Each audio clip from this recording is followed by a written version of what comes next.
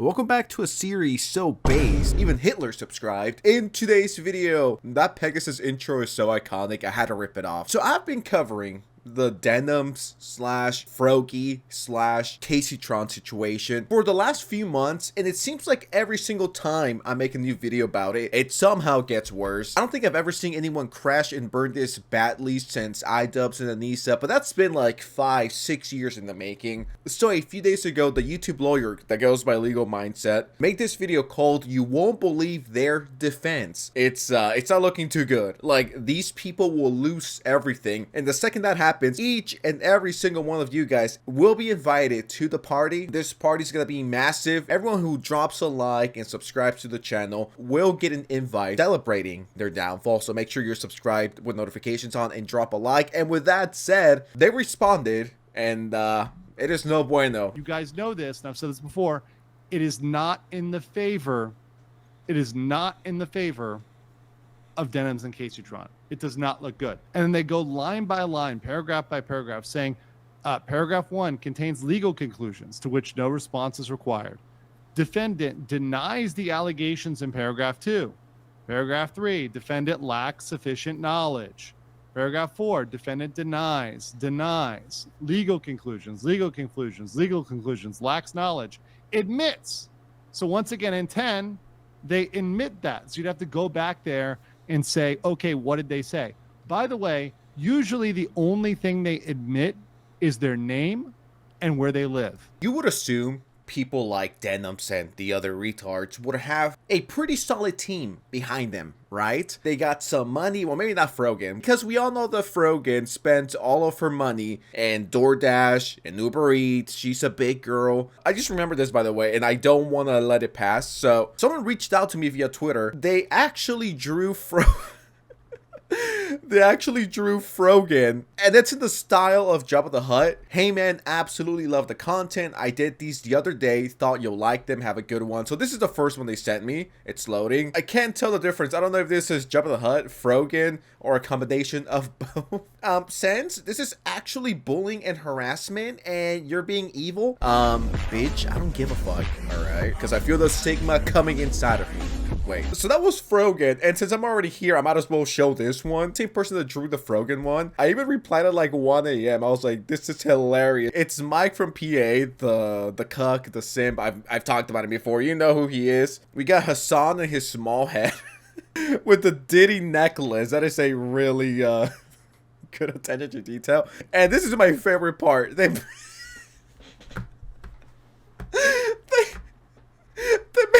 iDubbbz into a dog, and the tag says icon.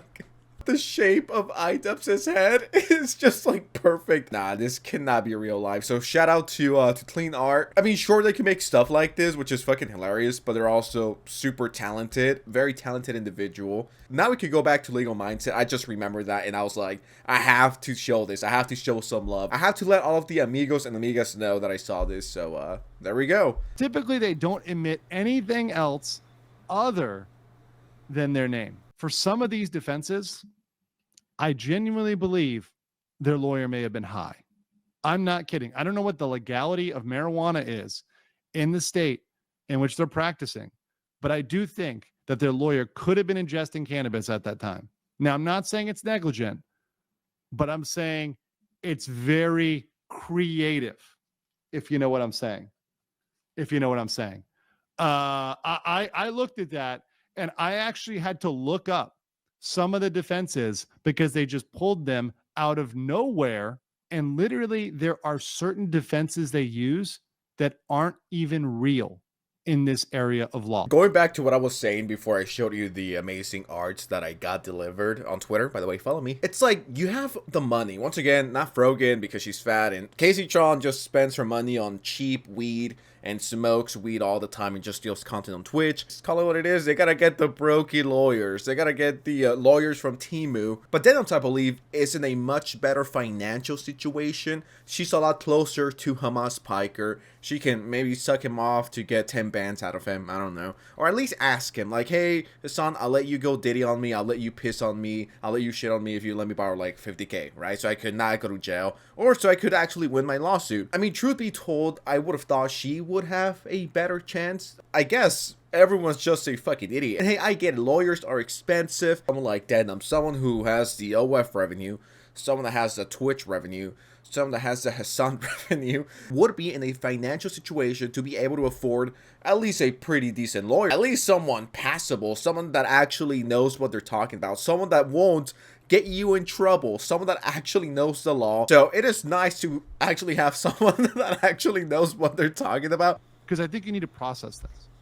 Some of these defenses don't even exist for copyright infringement.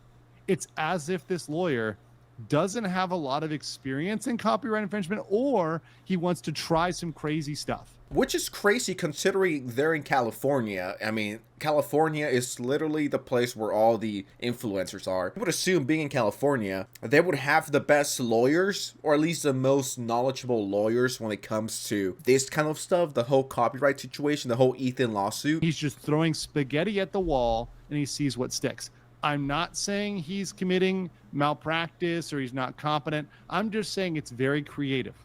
We're going to use that word.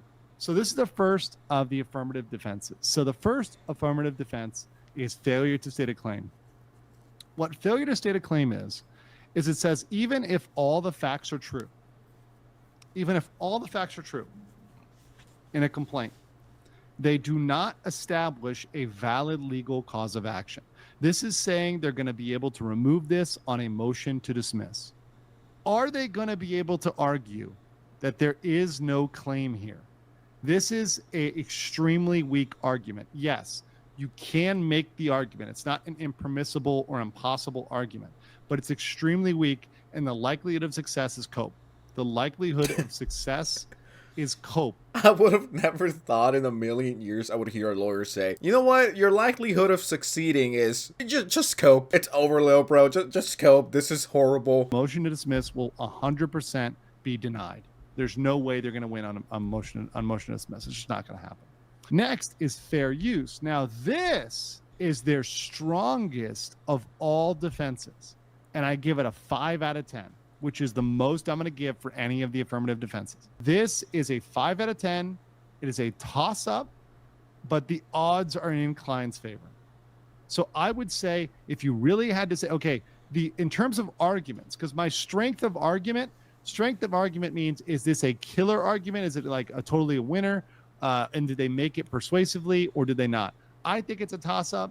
They've got some facts that they may be able to argue. So that's why I give them a 5. I'm trying to be very generous. I'm trying not to be unfair here. You know you're kind of cooked when your best defense is a 5 out of 10. And they're like, yeah, it's a toss-up. I guess it just depends on however they feel that particular day. If this was me on the line, I will literally get on my knees and crawl there from San Diego all the way to LA to the H3 studio and beg and beg them to please stop this. I'll be like, can we settle out of court? Can we deal with this a different way? Let's just save time, effort, and money, and let's just deal with this. But their egos are so inflated, they're so big, they don't want to do that. They think they could actually fight this and win, which you ain't winning, little bro. All right, you're not gonna win. What this says is the plaintiff waived a right relevant to their claim.